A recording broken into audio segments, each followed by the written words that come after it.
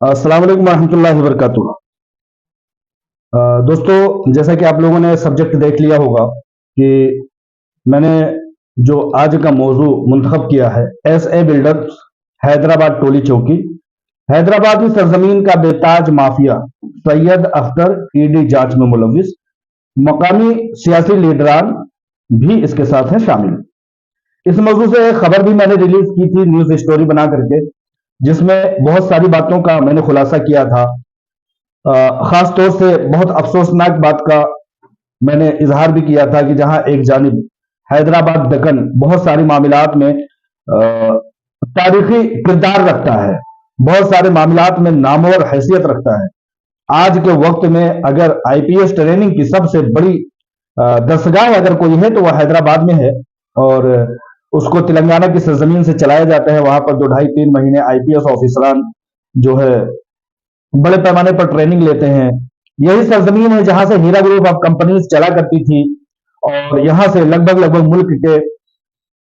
20-30 لاکھ افراد کو جو ہے راحت اور سکون کی ایک ہوا بہتی ہوئی لوگوں تک پہنچتی تھی۔ لیکن دوسری جانب کچھ ایسی گھناؤنی باتیں بھی ہیں جو کہ حیدرآباد اور دکن کی سرزمین کو شرمسار کرتی ہے، جیسے کہ خاص طور سے ایسے بلڈرز کی جو کہ مسلم شکل و شبیہ کا شخص ہے، جس کو دیکھ کر کے آپ یہ شعر برملا پڑھ سکتے ہیں کہ وضع میں تم ہو نصارا تو تمدن میں ہنود، وضع میں تم ہو نصارا تو تمدن میں ہنود، یہ مسلمان ہیں جنہیں دیکھ کے شرمائے یہود، یعنی کہ یہودی بھی شرمائے ان کی سازشوں اور ان کی لعنتوں پر کہ شکل و شبیہ دیکھیے تو آپ یہی پکار اٹھیں گے کہ یہ تو مسلمان صفت شخص ہے، لیکن اس کے کارنامے دیکھیں گے تو وہ بہت گھناؤنی اور بہت گندی چیزوں میں ملوث ہے۔ خاص طور سے ابھی جو میں بات کرنا چاہتا ہوں، حیدرآباد دکن کی سرزمین کی تاریخوں کے بہت سارے کشادہ اور بہت سارے بہترین ابواب بھی میں نے گنوائے جو کہ تفصیل طلب موضوع ہے۔ اسی طرح سے میں نے یہ بھی بتایا کہ حیدرآباد دکن کی سرزمین کچھ ایسی چیزوں کے لیے بھی جانا جاتا ہے جس کے لیے ملک شرمسار محسوس کرتا ہے۔ خاص طور سے حیدرآباد کی سرزمین کے غیور افراد جو ہیں وہ شرمسار محسوس کرتے ہیں، خاص طور سے اگر ملک میں کسی طرح کی گھناؤنی سازش چلانے کا اگر کوئی صحرا باندھا جاتا ہے کہیں پر، تو وہ حیدرآبادی بیرسٹر اسد الدین اویسی کے اوپر باندھا جاتا ہے کہ وہ پورے ملک میں قوم و ملت کے ووٹوں کے بٹوارے کے لیے وہ پورے ملک بھر میں پھرتا رہتا ہے، اور دشمن طاقتوں کے ہاتھوں سے وہ اپنی سرزمین پر تو 2 4 6 سیٹیں اتارتا ہے، بلکہ ممبر پارلیمنٹ کی سیٹ کا کہیں تو ایک ہی سیٹ اتارتا ہے، لیکن مسلمانوں کے ووٹوں کو برباد کرنے کے لیے، جمہوری ووٹوں کو کمزور کرنے کے لیے وہ بہار میں 25 سیٹ اور اتر پردیش میں 50 سیٹ ممبر پارلیمنٹ اور سینکڑوں سیٹ جو ہے ایم ایل اے کی وہ اتارتا ہے۔ یہ ایک بہت بڑی شرمسار بات ہے۔ تاریخ کے آئینے میں آپ جھانکیں گے تو ابن صادق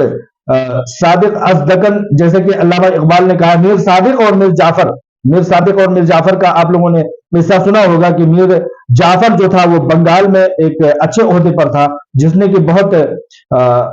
بڑی غداری کا ایک ارتکاب کیا تھا، جس کی وجہ سے وہاں کی سلطنت ڈہ گئی تھی۔ لیکن میر صادق جو تھا وہ ٹیپو سلطان کی فوج کا کماندار ہوا کرتا تھا، اس نے جو غداری کی ٹیپو سلطان سے، وہ حیدرآباد کی سرزمین کو اور دکن کی سرزمین کو شرمسار کر دینے والی ہے، جس کو علامہ اقبال نے اپنے شعر میں کہا تھا کہ جعفر از بنگال و صادق از دکن، ننگ آدم ننگ دی ننگ وطن، کہ جعفر جو تھا وہ بنگال کا تھا اور جو میر صادق تھا وہ حیدرآباد دکن کا تھا۔ یہ دونوں ایسے شخص ہیں کہ جو انسانیت کے لیے شرمسار ہیں، ننگ آدم ننگ دین کے لیے یہ کلنک ہے، شرمسار ہے، اور ننگ وطن کے لیے بھی یہ کالا دھبا ہے۔ اسی طرح سے کالے دھبے آج کے وقت میں بھی ہے، جیسا کہ میں نے بتایا کہ حیدرآباد کی سرزمین ہی سے پورے ملک میں بٹوارے اور تقسیم اور جمہوریت کے قتل کا کام یہیں سے کیا جاتا ہے۔ اسی چیز کی ایک کڑی میں آپ لوگوں کو بتانا چاہتا ہوں کہ ایسے بلڈرز کا سید اختر ہے، جس پر کہ بہت سارے الزامات ہیں، لیکن جو شواہد کی بنیاد پر ہے وہ یہ ہے کہ اس شخص کو 2015 میں انکم ٹیکس کی ریڈ پڑی تھی، لیکن اس نے اپنے بیک گراؤنڈ اور اپنے سیاسی لیڈران سے تال میل کے تحت اس نے اس کو رکوا دیا تھا۔ اسی طرح سے 2020 میں ایک ای ڈی کی اس کے اوپر समझिए कि रेड पड़ी थी, 148 करोड़ रुपए का ईडी ने हिसाब किताब मांगा था, लेकिन इसने अभी तक उसका कोई हिसाब किताब नहीं दिया है। सबसे बड़ी शर्मसार बात मैं आपको बता देना चाहता हूं कि ये एसए बिल्डर के नाम से इसने एक जमीन हीरा ग्रुप ऑफ कंपनीज को बेची थी, और उसको बेचने के फौरन बाद सारे अमाउंट ले लेने के बाद इस शख्स ने, इस मलऊन शख्स ने, आप लोग लानत भेजिए ऐसे लोगों पर, और कमजोर होने के लिए दुआ कीजिए कि ऐसे लोग जब तक रहेंगे दीन पनपने नहीं पाएगा, मुल्क पनपने नहीं पाएगा और कौम पनपने नहीं पाएगी। अल्लाह तबारक व तआला इन ऐसे लोगों को जो है निस्तो नाबूद करे। तो ये ऐसे बिल्डर्स का जो सैयद अख्तर है, जिस पर की ईडी की जांच है और बहुत सारे मामलात हैं इस पर, एक दीनी शक्लो शबी है, लेकिन यहूदी भी इसको देख करके शर्मा जाए। ये हीरा ग्रुप ऑफ कंपनीज से 50-60 करोड़ रुपए की एक प्रॉपर्टी को फरोख्त करता है और पीछे से साजिश करना शुरू करता है, और उसकी हीरा ग्रुप ऑफ कंपनीज की सीईओ आलमा डॉक्टर नौरा शेख को गिरफ्तार करवा के उन जमीनों पर 4-6 बिल्डिंगें खड़ा कर लेता है, और ये सोचता है अपनी सियासी लीडरान की मिली भगत की वजह से, ये सोचता है कि जब तक डॉक्टर नौरा शेख साहिबा अपने कानूनी मामला से बाजियाब होकर के आएंगी, तब तक ये 10 मंजिला, 12 मंजिला, 15 मंजिला इमारतों को बेचकर फ्लैटों की शक्ल में ये कहीं से कहीं पहुंच जाएगा। आप देखिए कि कितनी घिनौनी साजिश है कि एक जमीन जो इसकी है भी नहीं, जो इसने अभी जल्द ही हाल ही में फरोख्त किया है, इसने उस जमीन पर जब उसकी मालिकन और उसके दूसरे बोर्ड ऑफ डायरेक्टर्स किसी मामलात में एक दूसरे इधर उधर होते हैं, कहीं मसरूफ होते हैं, कानूनी मामलात में थोड़ा सा उनको फंसाया जाता है, तो ये शख्स भी उसमें मुलविस होता है उनको फंसाने में, और उनको फंसाने के साथ साथ ये उनकी जमीनों पर,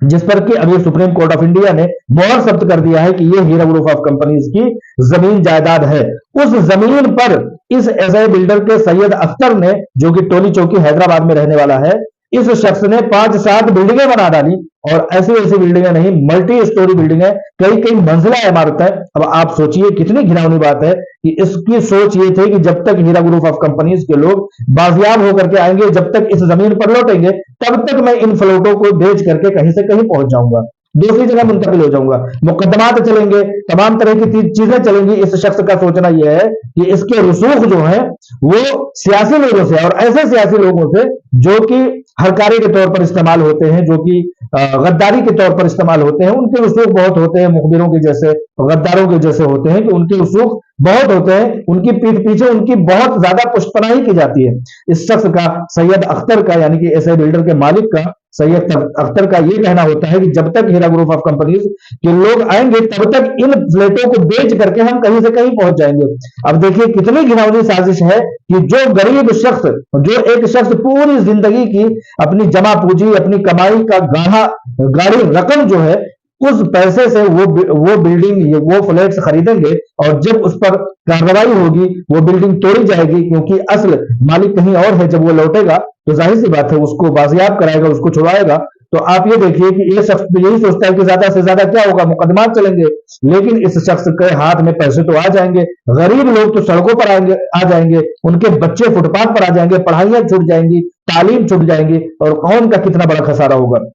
लिहाजा ऐसे बिल्डर्स के इस सैयद अख्तर नामी शख्स की शक्ल शबीह को आप लोग पहचानिए, जो कि गैर मौजूदगी में कई कई मंजिला इमारतें, मल्टी स्टोरी बिल्डिंगें खड़ी कर लेता है। कितनी घिनौनी साजिश है, कितनी बदकारी का अमल है ये, और कितनी भोंडी हरकत है। आप ऐसी चीजों को पहचानिए और हैदराबाद की सरजमीन को शर्मसार होने से बचाइए। हैदराबाद की सरजमीन बड़ी पाक साफ शफाफ और नेक लोगों की बस्ती है, वहां से बहुत सारे ऐसे काम हो रहे हैं जो कि मुल्कगीर ही नहीं, आलमी पैमाने पर वहां से मुल्क का नाम रोशन हो रहा है, अच्छे काम हो रहे हैं, मदारिस, यूनिवर्सिटियों और बहुत सारे फलाही कामों के वहां पर बहुत बड़े बड़े जखीरे हैं। लेकिन ऐसे ही कुछ गद्दार जैसे कि मीर सादिक, मीर जाफर है, कि जाफर अज बंगाल, वो सादिक अज दकन, नंगे आदम, नंगे दीन, नंगे वतन, कि आज का मीर सादिक जो है वो असदुद्दीन ओवैसी, और ये सैयद अख्तर जैसे लोग जो हैं वो हैदराबाद की सरजमीन को बदनाम कर रहे हैं, और अपने कौम को निस्तो नाबूद करने के लिए, अपने पेट को पालने के लिए, अपने जहन्नमी पेटों को पालने के लिए ये किस तरह से लोगों को घाटे और खसारे की एक दलदल में ढकेल रहे हैं। आप लोग खुद भी इसको समझिए, ऐसे लोगों को समझिए, ऐसे लोगों से आगाह रखिए, और कोशिश कीजिए कि कोई मजलूम, बेकस, बेचारा, लासहारा शख्स, एक आम शख्स जो है वतन का, मुल्क का, और खासतौर से हैदराबाद का, ऐसे लोगों की चंगुल में फंसने से बच जाए। अस्सलाम वालेकुम रहमतुल्लाहि व बरकातुहू।